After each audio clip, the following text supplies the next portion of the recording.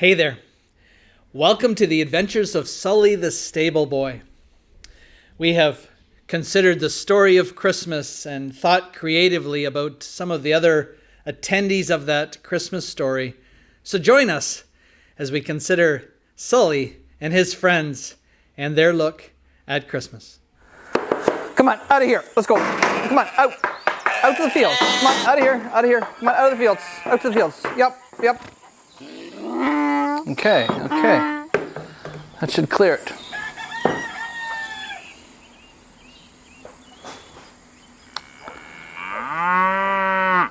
Oh, you're back. You want to hear more of the story? Okay. Let me tell you about King Herod.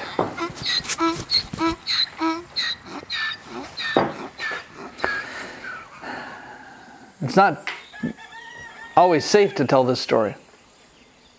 It's not always safe to share this because we have to be careful looking around. There can be people watching, and sharing the story of Yeshua is not always popular here. Oh, perhaps it's easy and popular where you are to share this news that happened here in my stable. As if it's my stable.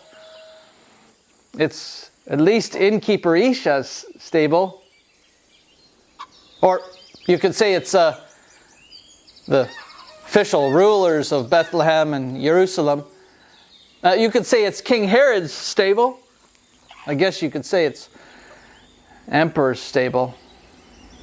But none of that's really true.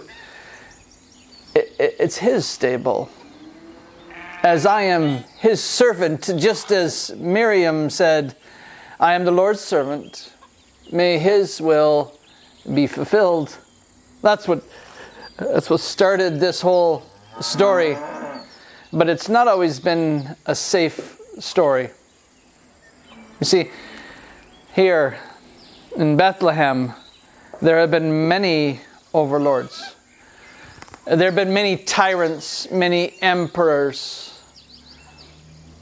And all of them have been hard on us.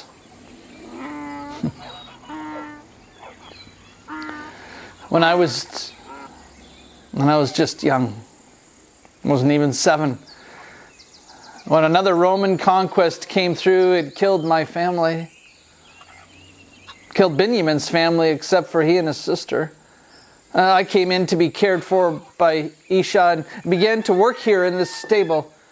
Benjamin went to work in the fields as a shepherd. All the while we all knew that it's dangerous to be here. And it's even more dangerous to tell this story. You've got to be careful who you tell it to. It was the year of the Syrian census. Isha tells me it was 2021 years ago, the year of the census. And Yusuf and Miriam had come here to this stable. There was no room for them in the inn, so they stayed here in this stable and stayed with me. I protected them as best I could, but at that time, Bethlehem had occupiers. The Roman government, the temple officials, and King Herod. They all ruled over Bethlehem in some ways and made our lives difficult. You can look up and see the temple, see the palace, see the governor's residence. It's there overlooking our small town. Politics here is difficult. Always has been. Just ask 3 people. Some have said it's like being a Baptist. 3 Baptists, 5 opinions. But being a Baptist gets you wet. Being political, being religious here gets you baptized in blood. I often wonder what Miriam and Yusuf thought. They were in the height of it. They came from Nazareth, ruled over by the Gentiles near the Decapolis, Greek speakers. They came here to Yeshua's birthplace, Yusuf's birthplace, Miriam's birthplace, her family, their family, all from here, overruled by the temple religiously. Miriam and Yusuf also then went south to Egypt to deal with Egyptian officials. I often wonder what Miriam and Yusuf thought. You see, there were people who knew that this was going to happen. King Herod learned it from the religious officials, the chief priests in the temple. Simeon and Anna knew of his coming. The prophets had spoke of his coming. But there was so many of us that it just happened to. Miriam, Yusuf, Elizabeth, me, Isha, it all just happened to us. We were caught in the middle of it all. Miriam was told what Micah had said. Out of Bethlehem will come a ruler who will shepherd my people, Israel. What great news for us. What great news for me as a simple stable boy. Out of Bethlehem will come a ruler who will shepherd Israel. Such great news. We were all celebrating, especially Binyamin the shepherd. They're all celebrating, except, of course, rulers who hold on to power and who don't like power being taken. There's many nights that I will never forget. But I'll never forget the night Miriam and Yusuf with Yeshua had moved into Bethlehem. As you can see, we're on the outer edges of the town in this inn to catch people that are coming on the road to stay here. Miriam and Yusuf had moved with Yeshua into Bethlehem after he was born. And there he was. We were expecting a peaceful coexistence with all around us, and three great men came from the east. They came from the east, and we could see a commotion up to Jerusalem, up on the hill. We could see them going up to the temple. We wondered what was going on, and then we could see them coming down and coming here. I asked Isha if I could go and see what was going on. I went. And there the three kings had given their gifts to Yeshua. They knew. It was the first time that I had seen gold. It was such an exciting time. We were all celebrating. And then, in the middle of the night, those same three kings left. I knew so because our camel here in the stable, Sul'y, had been exchanged for one of their camels. And they got up and they went into the night. A few days later, Herod, the king, he gave the order that all young boys in Bethlehem, in Judea, were to be killed. Great pain and mourning for families again.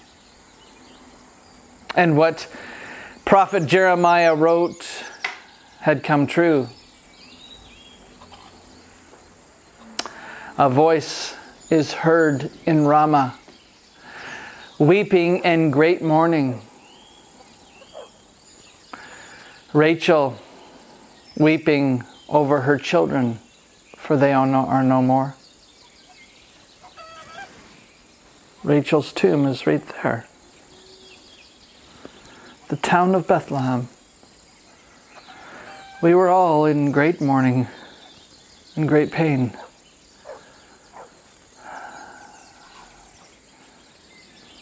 I was the son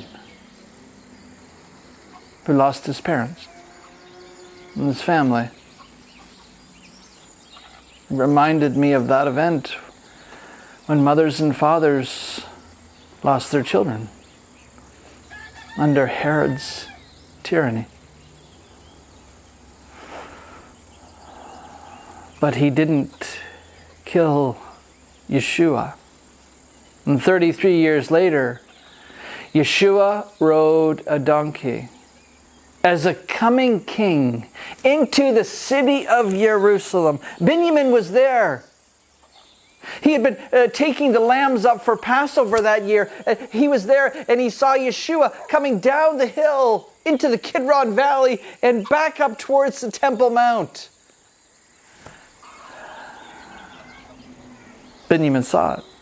Great celebration. The king had come. We in Bethlehem who celebrate the king, celebrate David, we were celebrating. And then a week later, they arrested him. They tried him. They beat him.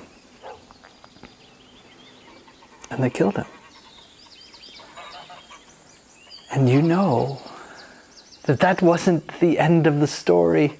They failed to destroy him, the Messiah, for the great king who was born here in my stable. The great king had become the Son of God who would take away the sins of the people. And he did it through the cross. We have all been celebrating this for 2021 years. You too celebrate this great thing. Oh yes. Overlords and emperors and kings,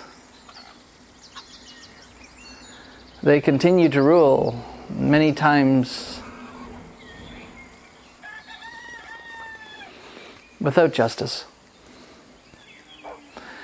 But we are reminded that the one who was born here, his kingdom will reign forever and ever. It looks like my kingdom here with the animals needs my assistance, and I have to go and care for them. I need to bring them in out of pasture before it turns dark so they can eat and so they can rest. Come back and join me for more of the story as we consider the great coming of the kings. Okay, back to work. Let's go.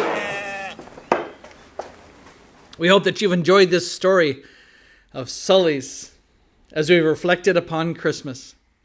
More of Sul'y's adventures can be found where you found this video, or go over to churchofthecenter.com and hear more reflections on the Bible and the stories therein. May God bless you today as you think about these truths.